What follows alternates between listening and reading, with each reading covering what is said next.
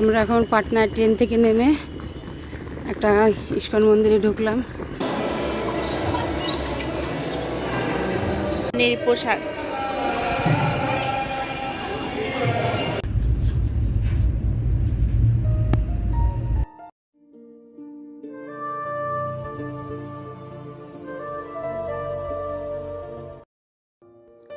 আমরা সকালবেলা ট্রেন থেকে নেমেছি। ট্রেন থেকে নেমে অটো করে, বেশি দূর রাস্তা নয়, কেউ পায়ে হেঁটেও চলে আসতে পারে, 10 মিনিটের পায়ে হেঁটে রাস্তা। এসে অটোতে করে এসেছি। এসে এখন পাটনা ইস্কন মন্দিরে আমরা এখন এসেছি। এখন এসে সবাই এখানে এসে স্নান টান করে ফ্রেশ হবে।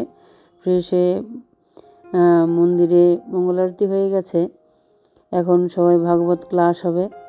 ভাগবত ক্লাস করার পরে তারপরে প্রসাদ হবে। প্রসাদ খেয়ে আবার দুপুরের প্রসাদ নিয়ে তারপরে আবার ট্রেন ধরবে। এখন আমরা সকলে এসেছি মন্দির দর্শন করতে। সকলে সবার স্নান টান করা হয়ে গেছে। এখনই ভাগবত ক্লাস হবে। এক বিদেশি ভক্ত প্রভু ক্লাস দেবেন। আমরা সকলে মিলে ওনার ক্লাস শুনছিলাম। আমরা তো ওনার ক্লাস ইংলিশেতে সবাই তো বুঝি না, বিশেষ করে আমি বুঝি না, ইংলিশ ক্লাস বুঝি না, কিন্তু হিন্দিতে ট্রান্সলেট করে দিচ্ছিলেন। উনি খুব সুন্দর ক্লাস দিচ্ছিলেন। একজন ভক্ত হিন্দিতে ক্লাস ট্রান্সলেট করে দিচ্ছিলেন।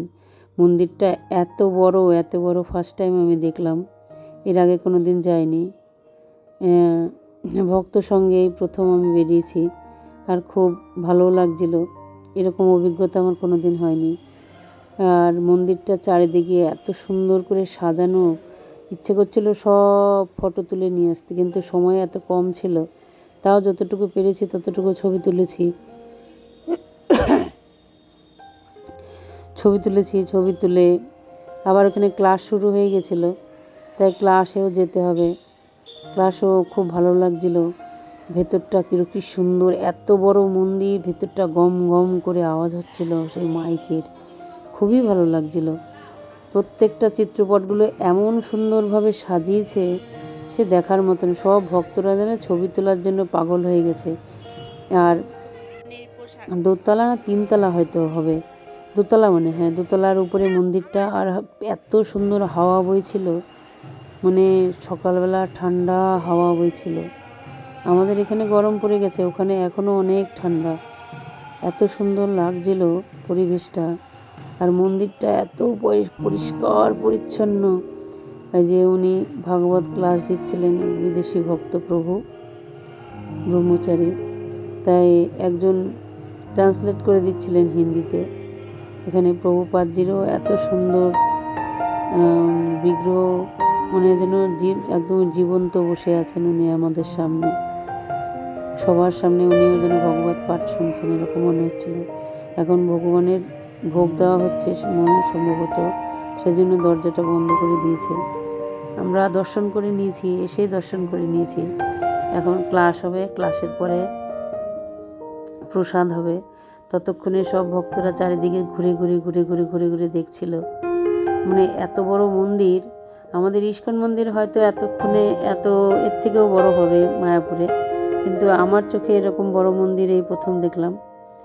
এর আগে আমি এত বড় মন্দির দেখিনি কোথাও। খুবই ভালো লাগছিল, খুবই সুন্দর লাগছিল এখানে। তারপরে এত সুন্দর সুন্দর বিগ্রহ ভগবানের, মানে চোখ জুড়িয়ে যাচ্ছিল, মানে চোখ ফেরানো যাচ্ছিল না, এত সুন্দর বিগ্রহ। তারপরে আমাদের এই মন্দিরের পাশেই প্রসাদ দিল প্রভুরা।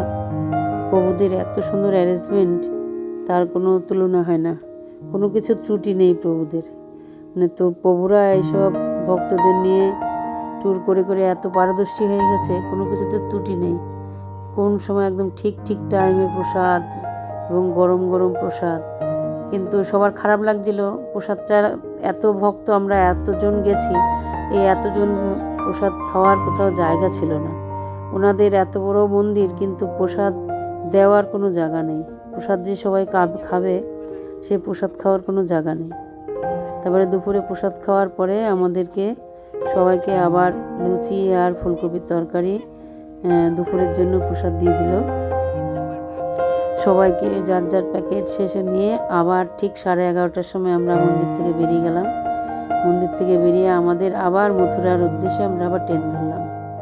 তারপরে দুপুরবেলা সবাই মিলে প্রসাদ পেয়েছি। আমরা ট্রেনে যেতে যেতে এই যে কাশীর ঘাট পার হলাম, দেখছিলাম জানলা দিয়ে, এত ভালো লাগছিল দেখতে। কিন্তু নামতে তো আর পারবো না, কিন্তু জানলা দিয়ে দেখছিলাম, এত ভালো লাগছিল কাশীর ঘাটটা দেখতে।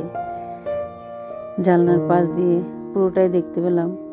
এখন আর মনে হয় যেন সময় আর কাটছে না, কখন মথুরায় নামবো, কখন ভগবানের দর্শন পাবো, ভগবান বৃন্দাবন ধাম যাব, তার কোনো সবুর হয়েছিল না। ট্রেনে উঠলে যেন সময়ই কাটতে চায় না। তাও সময় কাটতে চায় না, আমাদের একটাই অস্ত্র, যেহেতু জপমালা আছে, জপমালা জপ করতে করতে সময় পার হয়ে যায়।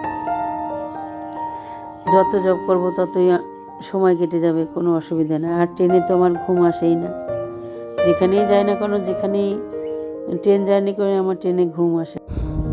আজকে আমাদের ভক্ত সঙ্গে পাটনার যাত্রা এই পর্যন্ত। আমরা এখন ট্রেনে বসেছি। ট্রেনে এখন জব সেরে এখন ঘুমাবো, ঘুমিয়ে সকালবেলায় মথুরায় নামবো। মথুরায় নেমে আবার বাসে করে বৃন্দাবন।